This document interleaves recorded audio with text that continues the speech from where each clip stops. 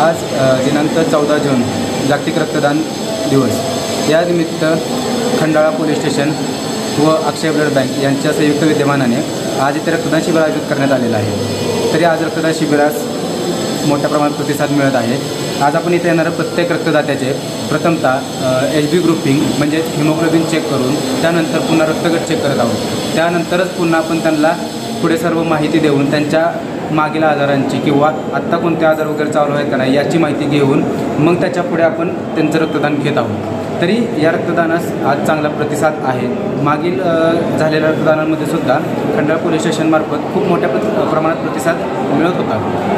मागील रक्तदानामध्ये नाही म्हणलं तरी कमीत कमी 100 ते 108 बाटल्या रक्तदान दिवसभरात होत होतं। आणि आजही इथल्या रक्तदान शिबिरामध्ये खंडाळा पोलीस स्टेशनचे आयुक्त असतील शेळके साहेब किंवा त्यांची पूर्ण टीम असेल यांचा खूप मोठ्या प्रमाणावर प्रतिसाद आहे आणि चांगला उत्स्फूर्त प्रतिसाद आहे।